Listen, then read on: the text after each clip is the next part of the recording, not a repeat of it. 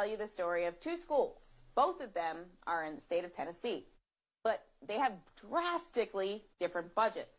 One is the University of Tennessee. The other is Tennessee State University. Both of these schools got their start as what we call land grant institutions. Back in the late 1800s, then President Abraham Lincoln signed a law that gave states federal land or cash to start land grant colleges. A lot of big universities got their start that way. My alma mater, Rutgers, is a land grant university. University of Missouri, land grant university. University of Georgia, same thing. The University of Tennessee was all white until 1961. Tennessee State University, though, is an HBCU, a historically black college or university. And it turns out that for decades, one of these schools wasn't getting its fair share. And you can probably guess which one of these schools it is.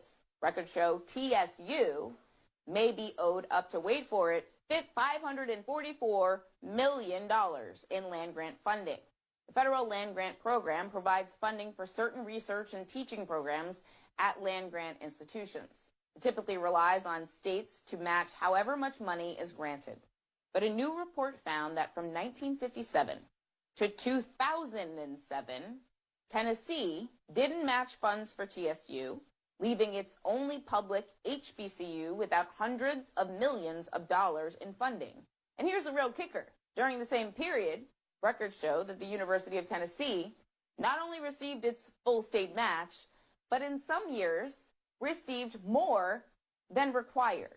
Our next guest says that funding disparity stings even more when you remember the historic connection between the two schools.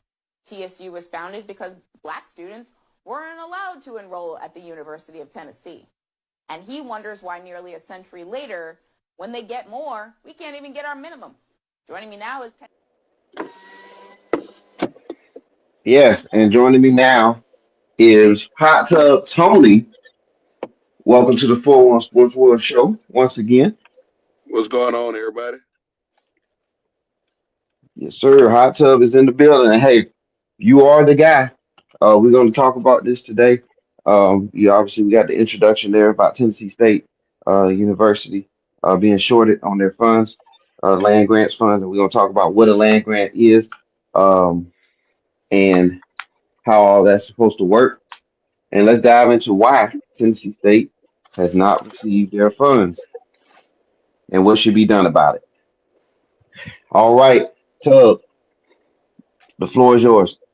So we came about this story a couple of years ago. I mean, we've been following this story for what, 2 years now? Yes, sir. It's been an ongoing story, and the lead-in video was a little misleading when she said that TSU was owed from the state of Tennessee $500 million. That figure is only what the state of Tennessee is admitting that they owe TSU. They admit that they owe TSU $500 million. There's a lawsuit by TSU, and it's spearheaded by Benjamin Crump, that they're saying by their accounting they're owed $2.1 billion. This lawsuit has been going on for the last 2 years. It came about towards the end of 2023. And that had been going on. That came about because mediation broke down between the state comptroller of Tennessee and TSU. Now, fast forward to today. Tennessee State University, the state of Tennessee came in January of last year, or 1 year ago, fired the entire board of TSU, fired the president of TSU, and installed their own board members and installed a new president. Now, the state does have power to do that. The justification that they used on that was that it was mismanaged. And judging from some of the cases, from some of the accounts that are coming out, there is a pattern of mismanagement that goes back decades by the university. But that mismanagement is compounded by the shortfall in financial assistance that was obligated to be given to TSU by the state of Tennessee. So it's a twofold problem: bad management Mm-hmm. and underfunding. Now, as of last year, around about October time frame, the story came out that said TSU, the new president of TSU, when they did their accounting and the new board came in and they were doing their accounting, they found out that TSU could not pay their bills. The state comptroller came in, and instead of saying, okay, well, we admit we owe you $500 million, so we'll just give you that, they chose instead to give them $30 million to cover $30 million to cover 1 month of expenses. And are now saying, the state comptroller is saying that before they give TSU another dime, they have to lay off their staff, which TSU has already done. And the new board that came in laid off 30% of their staff. They're running at as minimum management as they possibly can. And they're still saying, no, that's not enough. We're going to also not fund you any more money. We're gonna make sure that we want you to sell off your facilities. And that's a good segue into our next video, was showing what's the significance of the buildings that the state of Tennessee wants TSU to sell. So, Mr. All Ford, right. you got that video? Yes, sir. Let's get it rolling. So we have Jason Mumpower, who is the comptroller. He didn't really mince any words when it came to what are you doing with Dr. Glenda Glover. People have said in the comments, what about the Avon Williams building? Are they going to?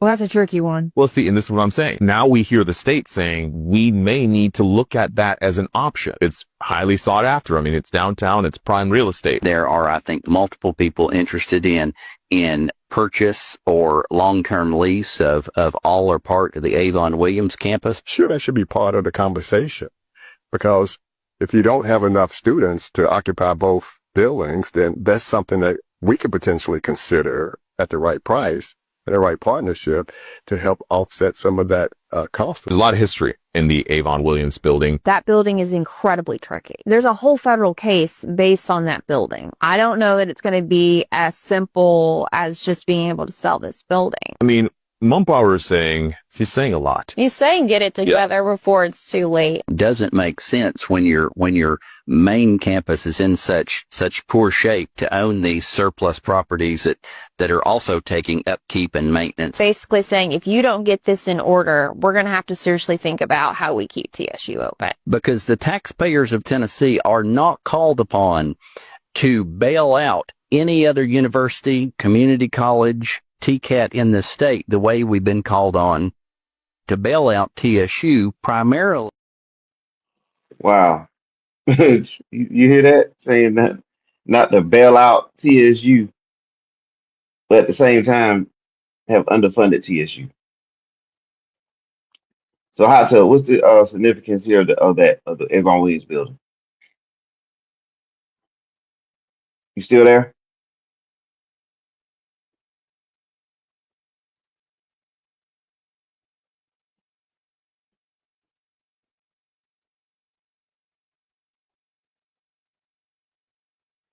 All right, hold on, y'all.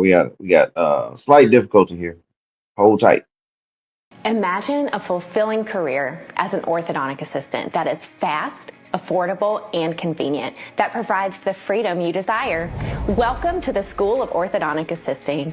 As Georgia's only in-person, hands-on education center for orthodontic assisting with over 40 years combined experience, we understand the constant demand for experienced orthodontic assistants.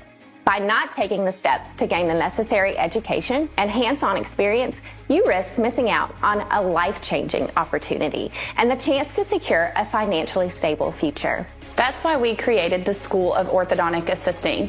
Our 8-week comprehensive program is designed to fast-track your career, equipping you with the skills and knowledge needed to become a highly skilled orthodontic assistant.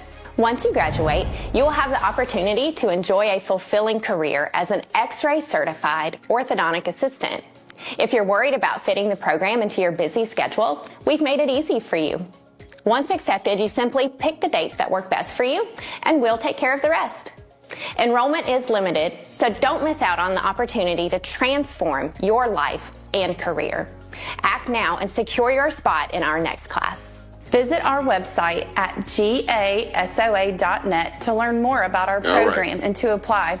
If you're already on the website, click the Apply Now button to start your enrollment process. It's time to start. All right, we're back. All right, so we got the technical difficulties out the way. The Avon Williams building. You heard the discussion there by Mumford, and he was basically, you hear him saying that it's not their responsibility to bail out the university. But it's kind of funny that it says that when they've been underfunding the university all these years, the state has, and actually overpaying for the University of Tennessee. But go ahead. So the Avon Williams building. That building is part of a historic civil rights case from the 60s, if I'm not mistaken. I could be wrong on the date. But that building is also sitting in downtown Nashville. And that is why they're pushing to sell that building so much. That building is worth not tens of millions of dollars, but potentially hundreds of millions of dollars because of the recent development that's going on in the city. So they're building up everything around it. And they want this building because basically this compound that the school owns is hindering their long-term plans for the city of Nashville. Mm, And that project that they're working on that's surrounding that building, like I say, could potentially be worth hundreds of millions of dollars in the long run to the city of Nashville. So that's why they're pushing to get this particular facility. Now, as the report just said, the state has given the school, as of lately, half of the money that they owe, $200 million. So that shows just how much they were in dire straits to begin with, where the $200 million is still not enough because all that did was upgrade facilities. right. And like I say, they have legal cases ongoing.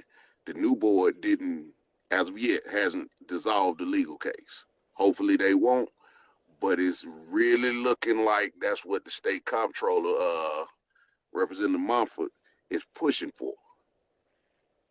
Now, during the same time, because we as we heard, from 1957 to 2007, the state admitted to underfunding them $500 million. During that same period of time, they overfunded Tennessee State, the University of Tennessee. Correct. So that money that you shorted TSU, you gave it to Tennessee. Right. So now that what that does is makes that university just as complicit in this as the state of Tennessee itself. So they owe. And in a legal case, if they were to win the legal case, I'm pretty sure that is also part of the compensation package that they would be looking for from not only the state, but also the university, the University of Tennessee. So it's just a perfect storm of bad things that have happened, and this hasn't happened by accident. This happened by design. This has been a long-term push by not only the state of Tennessee, but every single state that has an HBCU. This thing is going on. The same Yes, kind of sir. incidents are going on. That's right. So it's not a matter of, oh, this is a one-off incident. No, this is orchestrated by the states and to a certain degree by the federal government, because the federal government knows this goes on. The way the money is paid out from the federal government, when they give when you see them come up to the White House and accept the checks like they did when Trump and Obama and Biden were president, you saw the HBCU heads, the presidents coming up there to get the money for their respective HBCUs. That money goes into the HBCU collective, where it's distributed to every unit. It's supposed to be distributed to every university. That's not how the money is distributed. The federal government gives it to the states, and they leave it up to the states. Say, hey, here's the money for your HBCUs. They don't have any oversight to where Hmm. or any policies that require the states to give them that money. All the federal government is going to come back and say, well, we gave the money to you. No, you gave the money to the state. The state didn't give us the money. So that allows the federal government to be complicit in this Mm-hmm. theft, which it is. This is theft. Yep. It's Give 'em an easy out. it's allowing them to be complicit in it and to basically throw up their hands and say, hey, I don't know what they're talking about, but we just gave them $300 million. We just gave them $3 billion. Or as Trump said when he was president the first time, I gave him $30 billion, which he did.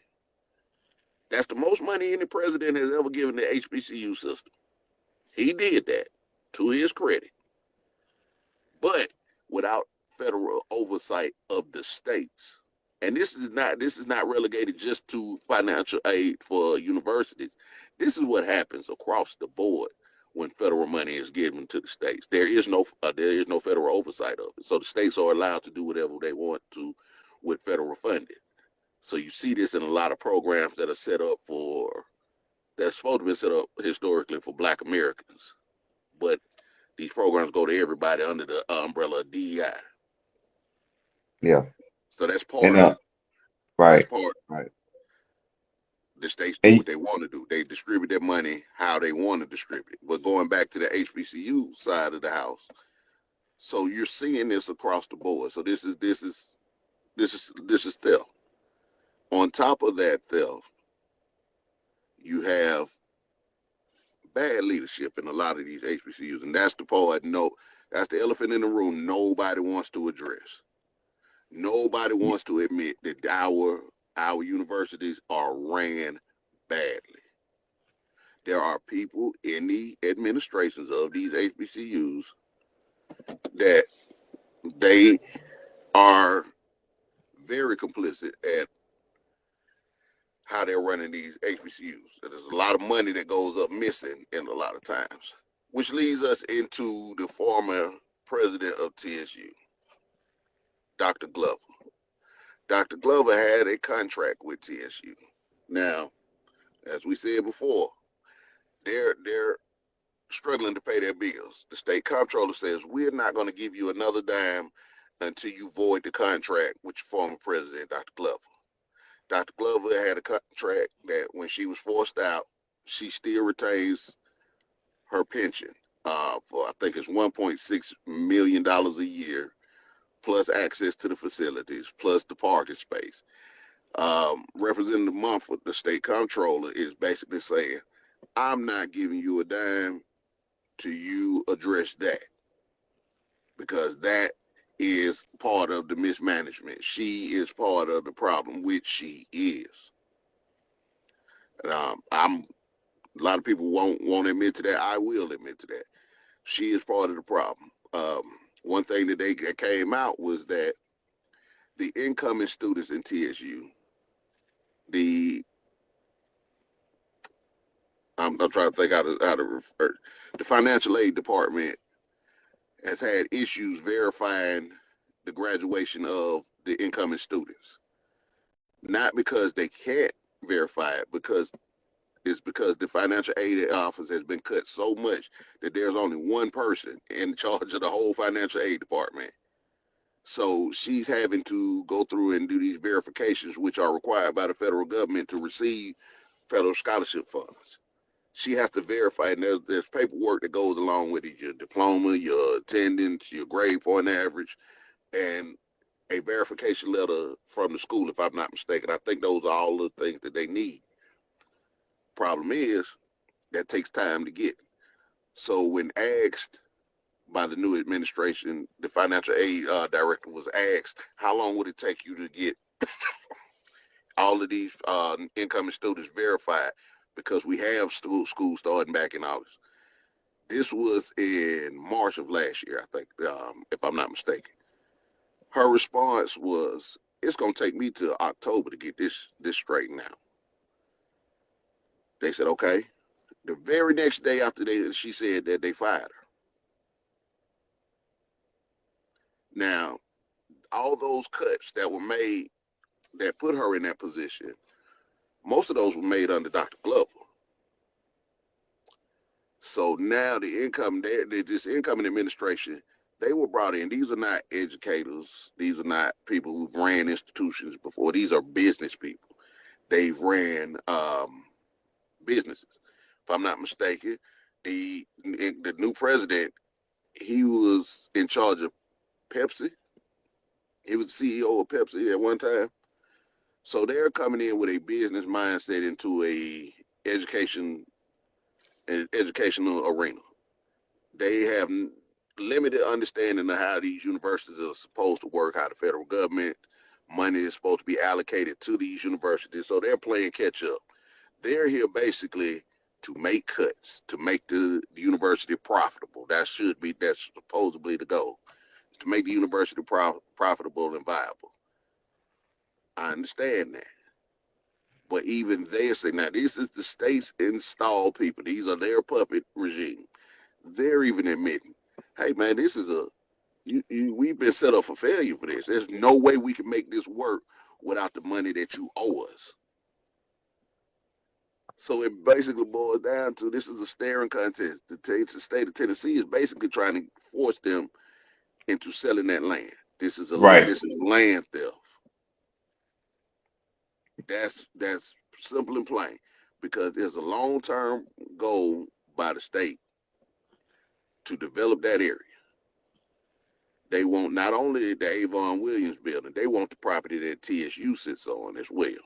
Because Yes. that's what they're talking about doing. They're talking about closing a historically black college. That hasn't happened it's happened before, but it hadn't happened in decades, almost 100 years. And so you can hear me? Yeah, I hear you. Okay, yeah. And that brings us into because of course in a little while on the network, the college football guys are going to come in and talk about the All-Star games there for the pro prospects. But speaking of a guy who was a pro and who's actually an integral part of Tennessee State University, that's Eddie George. We're going to hear what he had to say too in reference to this, because he came in as the head football coach. I think he's been there 2 years now, and he's active as well in wanting to see what happens with the university, that he wants to see it succeed. And this is what he had to say to him, and we could talk about it. And the bigger issue, the school is fighting is the money that's owed to them from the land grant money that's been owed to them for the last 50 years. And that's something that can be a huge shot in the arm for our institution.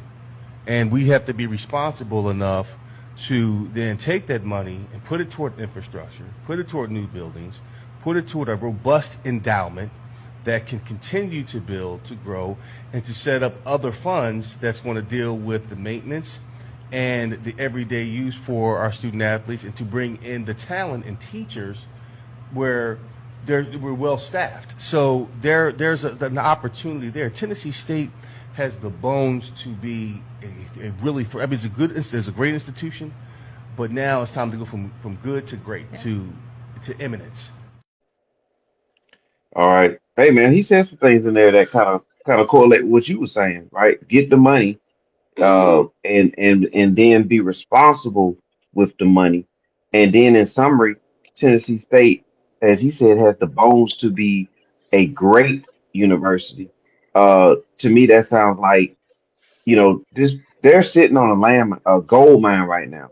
Well, this could become Tennessee State if they do things right, get their money, manage it the right way. Don't give up the buildings, et cetera, et cetera. This university has a chance to be, whatever you want to think about any other university, Notre Dame or any kind of school like that. Tennessee State has the infrastructure to be that. But what are your thoughts on that? Shout out to Eddie George, because this story wouldn't even be a story right now had Eddie George not sounded the alarm when he came into the institution. Right. He was the first one to bring attention to it. And that's what we see across the board with a lot of these HBCUs, is that there's an unwillingness by the administration, by the school, by the students. And I put emphasis on the students because a lot of y'all out there romanticize HBCUs. Talk to a current HBCU student and see what they think about the facilities, about the institutions, about the teachers, about their financial aid department, and you will hear horror story after horror story. There are pages on TikTok that talk about this, and this is what pisses me off, because it's an unwillingness in our community to admit the shortfalls in our institutions. and there's a lot of shortfalls. You wouldn't have the Avon Williams building in question had you went to the state of Tennessee decades ago and basically had it preserved as a state landmark. I'm not even in education, and I could have told you, hey man, that's what we should do right there, because what that does is it protects the building and insulates it from anything that happens to the institution. That's a common sense move that should have been made decades ago. How many administrations came through there without that? Also, I get on the student body as well, because when you graduate from these institutions, how many of you are actually going back to them, not just for homecoming, not just to turn up, but actually giving money back to the institution? Very few of y'all. Harvard is Harvard, not because the federal government hold them up, not because they just the paragon of education. They're not. What makes Harvard Harvard is the fact that they graduate business owners, Fortune 500 company business owners. They graduate politicians, lawyers, and those people come back to the institution and give, once they make their fortunes, they come back and give huge endowments to the institution, which keeps everything running.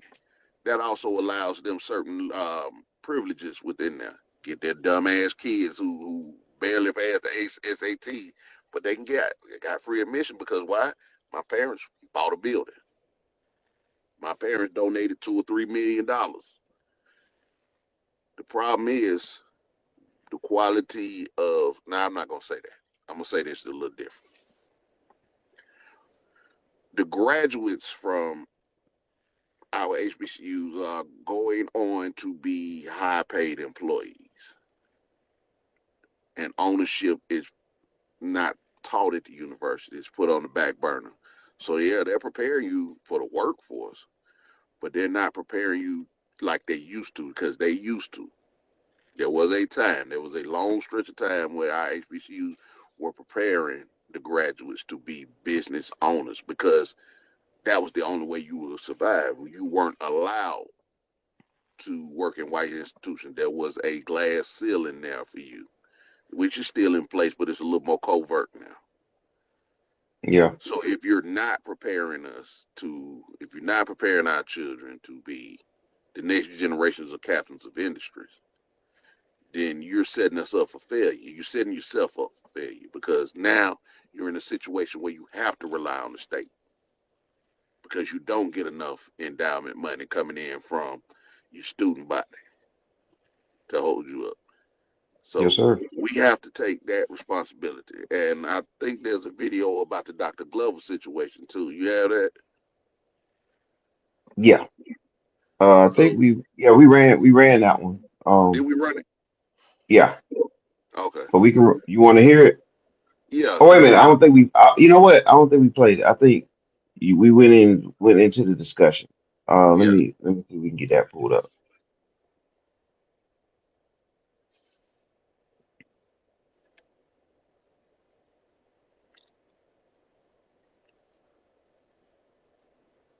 So we have Jason Mumpower, who is the comptroller. He didn't really mince any words when it came to what are you doing with Dr. Glenda Glover, the former president of TSU, who has made out like a bandit while leaving only a legacy of dysfunction. TSU officials told the state that they have since cut ties with Dr. Glover. No parking places, no Titans football tickets, no building naming, completely finished.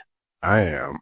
Yes. Yes. That's news to us. This is a woman who signed a contract with the prior board as part of her forced retirement, and she agreed that she would still do some work for TSU, just getting some sort of funding from donors that might be out there. I'm still working. I'm not just saying I'm sitting at home doing nothing. I'm actually working, trying to do what I was asked to do. It's just lawmakers had issues with the idea that you have a former president making $1.7 million when the school itself only had $5 million to start the semester. We filed an open records request with Tennessee State University for the contract. They denied our request because they said that the paperwork did not exist. I know that you've talked to Dr. Glover about the ins and outs of her contract, but we have not laid eyes on the actual wording. And now that they have cut ties with Dr. Glover, they anticipate litigation. Well, it's because Dr. Glover has said that she has no intention of giving up this contract and giving up the money that she feels she is owed. Dr. Glover didn't mince any words either.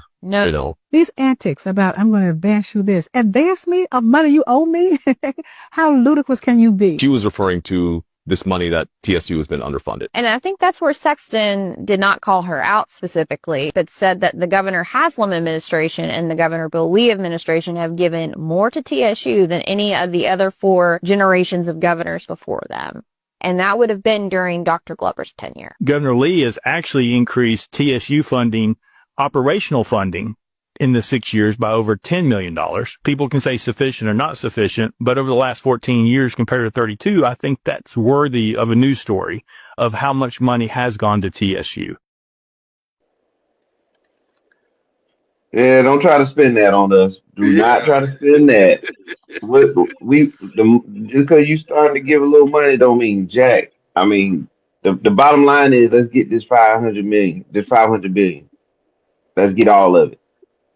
So Just 'cause you, that's hilarious. That and I saw the first part. I did not see that ending. That is hilarious that you want credit. Well, we gave you more money. Ain't you happy? Ain't you niggas happy? We gave you more of the money that we really should have gave you in the first place. You should be grateful. This is the attitude of this, the audacity, the yeah. caucasity of the state of Tennessee to say that shit. That's laughable. Now let's deal with Glenda Glover. Dr. Glover, you mismanaged. You did. Now you did. She made some positive moves. I will give her that, because the lawsuit and even the actual fact that they were even owed this money came out under her administration. The lawsuit came out under the administration. But you also fired Eddie George. And you did that because he brought attention to this whole situation. Had you allowed him Oh, to, yes, make those comments and well, say, yes, this is what we owe. I'm sorry, go ahead. oh, did you say Eddie George? Yeah. Hold on, and he's still there, right? Is he still there? Yeah, I think he's still there. Okay. I know they were talking about firing him when he was speaking on the whole situation. They Yeah, shut him up real quick. yeah, he's been more quiet on the situation. Yeah. But Part he's still there right now. part of that was because of her. There was a lot of pushback from the institution. So I was wrong on that, Yeah, sir. But there that's was a lot okay. of pushback from the institution about that when he started to come out and verbally say the quiet part out loud. Correct. She was complicit in that, and that's what the problem I keep telling everybody about with these HBCUs. They want to. Hey, this is inside business. Let's keep family business in house. We don't talk about it to the outside world. We don't put. If it wasn't coming through media outlets, because the young man the black guy that reported on the situation, he's a reporter out of Tennessee. He's been on this case from start to finish. We brought attention to this case. This is not major platforms, not major news outlets that are bringing this attention. These are small platforms like these that are Right. following these cases. Hmm. And this ain't the only, this is the most egregious case in the HBCU system, but it's far from the only one. Dr. Glenda Glover, you were fired. You were forced into retirement. Does she have a contract? Yes, she has a contract. Whoever the board members were that agreed to that, you're a damn fool. And you knew you had these shortfalls and you promised her a long-term contract to force her out. You let her sign a long-term contract, which allows her to retain that $1.7 million a year on a consultant basis. Wow. That allows her to still have access to the facility. That allows her to still get football tickets. Yes, that is a concern. That's not a concern of the state of Tennessee, though. That's not the state's business. Yes, this is a Right. state school. Yes, the states do ultimately run every state school in their state. Yes, I will agree to that. But that particular hanging point, you're using that as your hanging point to say we're not giving you another dime of the money that we owe you Oh, because you won't void this contract. They can't void that contract. That's going to go into litigation. So it's a lot of lawsuits that are going to come out of this. And I agree. She shouldn't be given that. She should be forced to give up that contract. But that does not negate the fact that you can't hold this money that you owe the institution because you don't like the fact that that happened. This is an example of what had been termed. Shout out to the new black media who coined the term "I'm white and I say so." This is a perfect example of "I'm white and I say so." Yes, what is "I'm white and I say so"? That's when there is no logical explanation to what the white people are doing. There's no justification. So their only justification is to say, "I'm white and I say so." I can do this because I'm white and I say so. And that's what's happening here. You know you owe it. We're not even talking about the $2.1 billion total Right. that you owed us. Everybody keeps harping on this $500 million.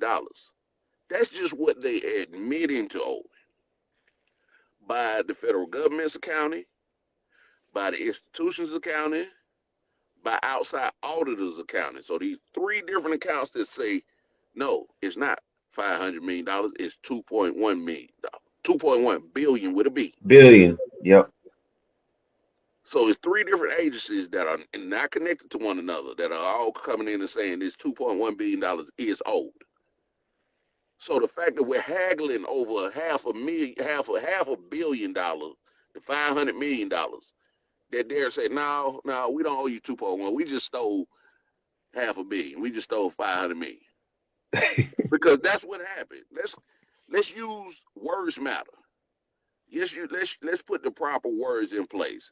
You were admitting that you stole money from TSU. You've already admitted that. But you're saying I only stole 500 million. I don't owe the rest of that because this is what I'm admitting that I stole from you. Don't you believe me? Crazy, man. No, we don't believe you. I put the lion's share of the blame squarely on the state. But this has been going on for 50 years. So at no time during this 50-year period did any of the prior administration, because Dr. Glover hadn't been the president of TSU that long. So I can't, and even that board hadn't been there that long. I think they've all been there maybe a decade. What about the 2 or 3 boards prior to that? This has been allowed to happen. This is a snowball effect. Because if you'd nipped it in the bud, I understand. It started in the 50s. You couldn't nip it in the bud in the 50s. The laws weren't set up for us to do that. Nor the 60s. What about the 70s? What about the 80s? What about the 90s? The 2000s, the 10s. Yeah. So it should have been handled, man. It should have been handled. But what happens a lot of times in our institutions is that people come in and say, well, they ain't looking at the money and the state's stealing money. Let me dip into that pot and take me a little something. I ain't taking that much. I'm taking a couple $100,000. And that happens. We have to be honest about that.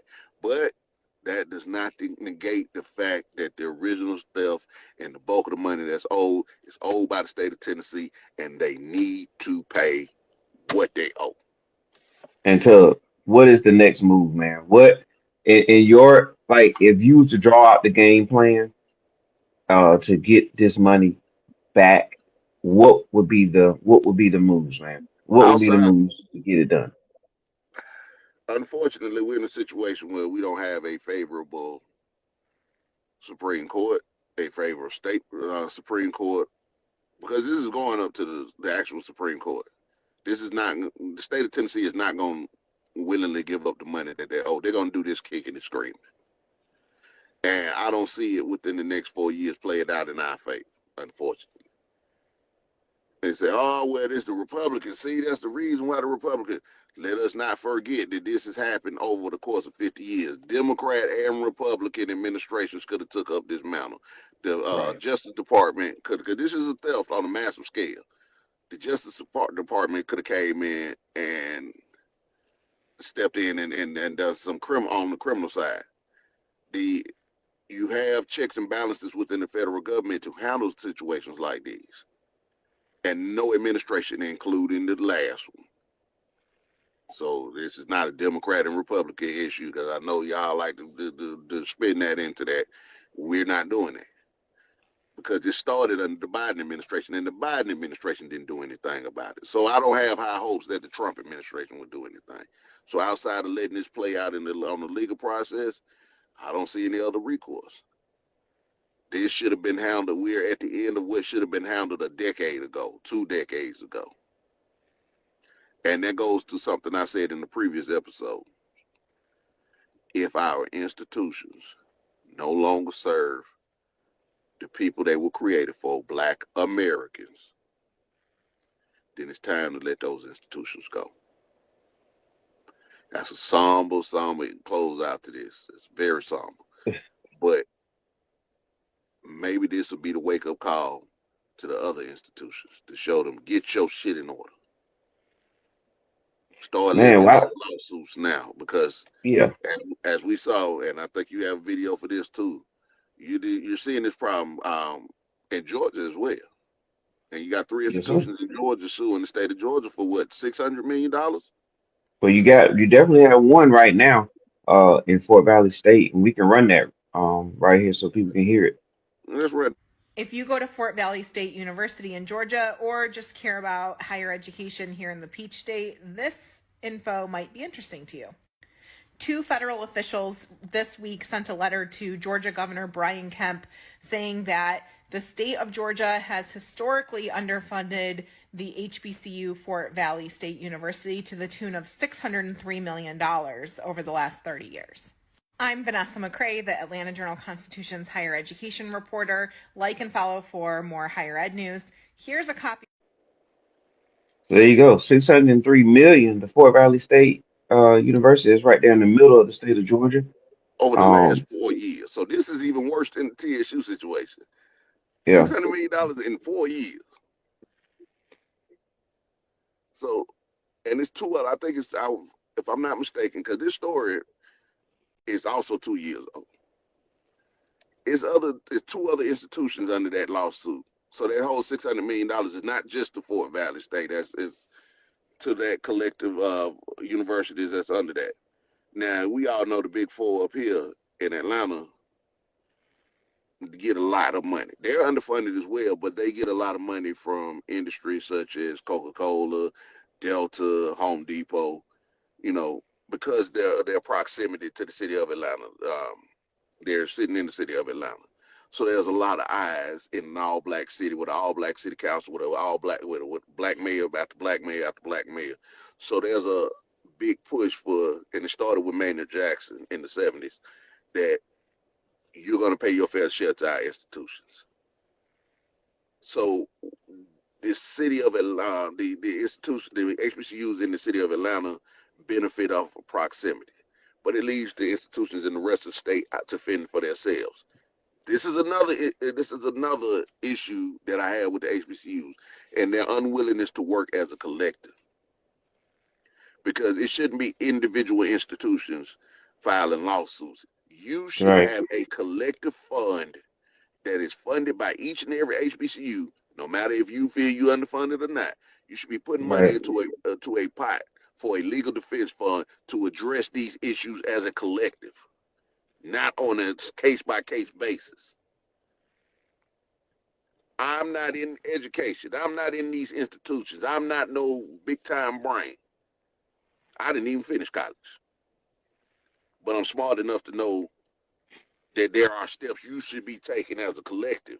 Because if collectively you come out and say this, it leaves more credence and gets more attention than it is when you're doing it on an individual basis. Are y'all bringing this up when you're going into the White House, administration after administration, taking photo op pictures so they can say that they did something for the black community? Well, we gave you money to your HBCUs. You're allowing yourself to be used as a wedge issue to disenfranchise the rest of us. That's a problem. You have allowed yourself to be this. Instead of saying, no. Y'all ain't doing shit for us either. Put them on blast. Name names. People don't like to name names either. We saw that when Dion came into Jackson State. Dion made a record about it. Dion did say, hey, man, there's a lot of stealing going on. Name names. Ian Reeves, when he came in, he said it's a lot of stealing going on. There's a lot of misappropriation going on. Name names. Because if we don't have a name to put with the theft, then it just looks like we just bitching and moaning because we got fired. Or I'm just bitching and moaning because shit ain't going my way. Name's a name. Who in the administration is stealing? Who's hiding the fact that we owe this? Because the case in Fort Valley State, that was brought by the student body and alumni. That wasn't the institution that brought that about. Right.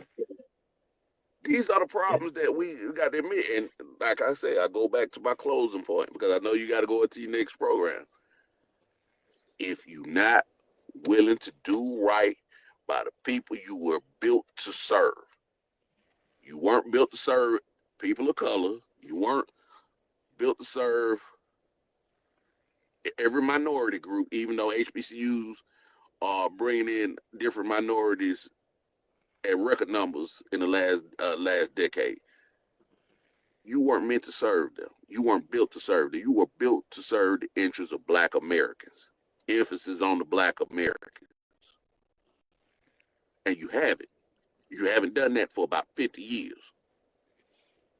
You haven't done that since integration.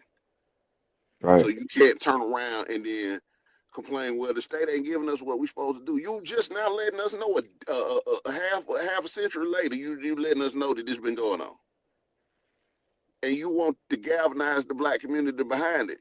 What reason have you given as an institution to galvanize the Black community to get behind you? Most Black people don't go to HBCUs. The people that big up the HBCUs the most are people who've never been there. If you notice, it's an eerie silence from the people who actually went and graduated from HBCUs. Oh, they love the homecomings. We all do. It's one big party. Party, party, party. You talk to some of the people that's in HBCUs right now, they talk what they talk about is the camaraderie, the friendship, the cohesiveness of Black folks in the parties. But when you start talking about, well, what you feel about the facilities? Oh, they trash. What you feel about the financial aid department? It's trash. What do you feel about your living conditions in your dorm? They're trash. What do you feel about your prospect to the recent graduates? What do you feel about your prospect? Do you feel that the institution prepared you for the working world? No, it's trash.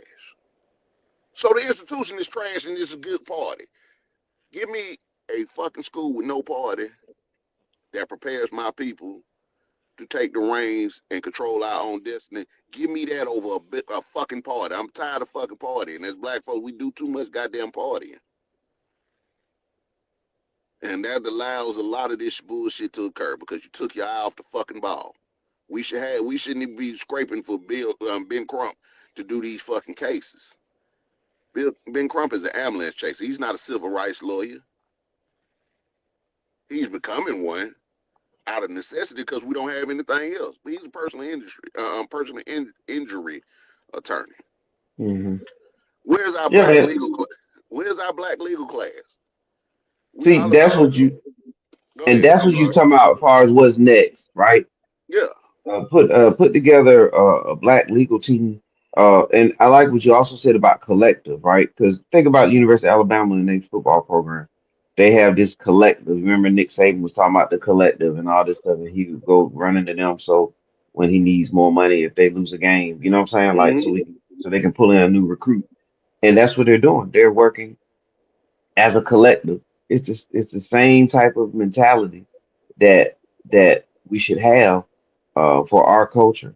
You know what I'm saying? As a overall collective, even if you did not attend one, or even if you did, even if you are, you're just a fan of the institutions, if you're a lawyer, if you are, educator, whatever it is, whatever part of the circle you are, we should be collectively, shouting to the hills, collectively getting this done. You know what I'm saying? Just like what we're doing here. This is our part of helping resolve it is by bringing awareness to it. You know what I'm saying? Because nobody else is up right now doing this. You know what I'm saying? On a Sunday morning talking about this. So we're doing our part, and if everybody do a small part and work collectively, we can get some stuff done. We Just like have we have the influence, Hot Tub. We have the mhm. influencers to make this it just starting with just Tennessee State. We have the influencers across this country that if we say you better take care of this or else, people will take care of it. Think about what happened with the Washington Commanders during the COVID time. After that, what happened up in Minnesota with the unfortunate killing there. Look at how everything started changing real quick. Now that name was supposed to be changed decades ago. All of a sudden they can flip and they can go from Redskins to Commanders just like that. Snap of a finger. There wasn't that. It was the pressure put on that you had to do it now. And we're not applying enough pressure. But now you just touched on something, and now you didn't spark something else that we might have to expand off of. Yes, sir. We had no dog in that fight with the Washington Commanders' name, Yep. but yet our struggle for George Floyd's death was used to rally Yep. support to change the name for the Native American community, the red Native American community, Hmm. to get that name changed. Our struggles are justified. Our struggles are the only group of people, and I say this again, the only group of people in America who have a valid grievance in this country are Black Americans, not immigrants, because you can go home. You weren't invited here, you broke the law to get here, you can go home. You have a home country that will fight for you. We don't have that. Some were brought here, some were already here, but we were all forced to work unpaid labor. We suffered the greatest atrocities in human history. No other group of people. You show me another group of people who had their kids fed to alligators, who were lynched, who were hung, who were raped, who whole basis of the medical society was based off the torture that you did to our bodies.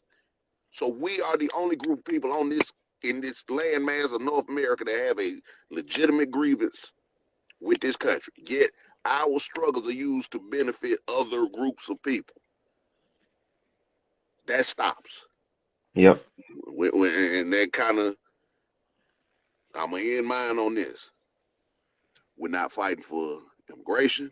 We're not fighting for your LGBT rights. We're not fighting for anybody else's rights. Our fights from here on out as a Black collective, as a Black community, should be to fight for ourselves. We done fought enough for everybody else. We don't owe anybody else nothing but an ass whooping. John Henry Clark said that 40 years ago, and I agree with that totally. We don't owe you anything. Our days of fighting for everybody and everybody's rights is over. Let's fight for ourselves. If this fight got to start with these institutions, it starts here. But part of that fight is to admit when the institution has not served our needs. And if it's not going to serve our needs going forward, then it can go to. Most Black lawyers come out of the HBCUs. Oh, yeah, we champion that. I hear that all the time. But what I don't hear is that most Black lawyers that do graduate from the HBCUs are ambulance chasers. They Right. taking the most menial cases because they have to pay them student loans off, or they're working for white firms. Where's the Black firm that's saying, I want to take this much percent of these Black graduates, these Black lawyers, and employ them, and we're going to take on all of these cases that have historically plagued Black America that we hadn't gotten justice for, and getting that compensation. We don't have any Thurgood Marshalls anymore.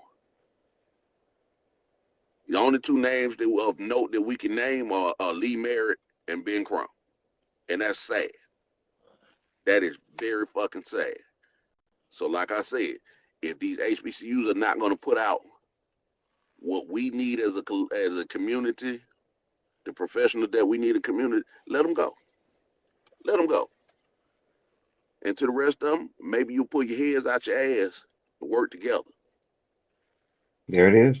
Hey man, we got to get somebody to help spearhead this entire thing, and we're still gonna try to get that gentleman on down from the like the ones that we got the clips from. Still working to try to get him on too, man. So um, hopefully he can get some things worked out so he can come on and help us out and we can dive into it again. Because Yeah, hey, 'cause it's he not gonna does that change too. until we get it out there. Yeah, yeah, I love the reporting. So, man, that's it, man. Well, I guess we'll, got to get ready to get in the other studio and talk college football. We're gonna talk about these pro prospects. There's even an HBCU prospect that was in the East West Shrine game from Alabama A&M offensive lineman. They said he's been doing great work, and also Chennis Berry, head coach at South Carolina State, he was on the coaching staff this week. So he Oh, had for real? spent yeah, he spent a lot of time with some NFL coaches this week. And I heard he was up in your area, up in Atlanta, about a week or two ago recruiting, and he pulled a couple players out of Atlanta. So he's sending them over to Owensboro, South Carolina. So we'll see what's going I'm on so there, man. sorry for him. I'm so sorry for him because ain't nothing in Orangeburg. I'm here to tell y'all recruit. I'm glad you went to HBCU. I'm sad for you because it ain't shit out there. Good, you can stay out of trouble. Yeah. All right. All right, Tub. Well, look, we'll talk about it, and we'll see you probably we'll probably see you out there, chiming in. So, take care, and we'll get back together and get on our next topic because it is Black History Month. So, I'm curious about us maybe talking about some of the, historical. Hey, we can talk about some of those historic Black quarterbacks because the Super Bowl's coming up in another week. Before we leave out, I want to leave out with a Black History fact of the day. And excuse me for admitting this kind of last minute, but I'm gonna hit Go you with ahead. it anyway. Our Black History person of the day is Gerald Lawson. Jerry Lawson. He's a Black American engineer and pioneer of the home video game console. He did that in 1976. He led a team of developers to develop the Fairchild F, the first gaming console with interchangeable cartridges. His work is considered revolutionary and paved the way for modern gaming systems like Xbox, Nintendo, and PlayStation. So all you gamers out there, black, white, and everybody else, you owe your whole, you like to play PlayStation, you like to play Call of Duty, you owe that to a black man, Gerald Lawson. That is today's Black History person. Black History fact of the day. Oh, very good, Hot Tub. And I think before we roll, since you did bring him up, let's give a visual to him, so that he can get even more credit here for anybody who views our episode over the next uh, course of this week, because people be watching our episodes all week, and there he is right there, That's as black you can and see venom right there. there. Yes, sir. And look at those Don't cartridges, man. don't ever let anybody tell you black people haven't invented or we're not the most inventive people. Our inventions impact the world. And our inventors are still inventing to this day. So I try to focus less on the inventions from the 1800s and pull them more into more recent history. This was in a lot of our lifetimes that this man brought this about. He brought what he created, brings joy to millions of people right now. And for a lot of white kids to say nigga on when they playing Call of Duty. But you wouldn't have the ability to do it if it wasn't for this man. And that's Jerry Lawson. All right. Well, Hot Tub, that's awesome, man. I appreciate the knowledge that you just dropped there. I will admit, I grew up playing video games, and I gave it up, as an adult. I just had to make that choice. But I played so many video games in my lifetime, and I'm gonna pay homage to them as well. So I definitely appreciate you sharing that. Because I got some great memories playing Enduro and Pitfall, and you know, I'm taking it back on you now. Uh, I was heck, man, Mike Tyson. I was Mike Mike Tyson Tyson Punch son. Out. Yeah, there you go. I couldn't wait, man. When I finally beat Tyson, that was a moment in history. But yeah, man. So all that good stuff, man. Double dribble. Tecmo Bowl Oh man, come on now. You gotta with stop Bo now. Jackson. Oh man, you can't stop Bo or Marcus Allen. How about that? Both of them was in the backfield. But they both unstoppable. Yeah, yes, sir. All right, man. Great nugget there, man. And if you like our takes, which we sure you do, make sure you go out there and comment and like, subscribe, and share. Because sharing is caring. All right, Hot Tub. We out of here, man. So for Hot Tub and Mr. 401, everybody have a great remainder of your day. Tune in for our college football show at 10:30 Eastern AM. All right, we out of here, man. Peace.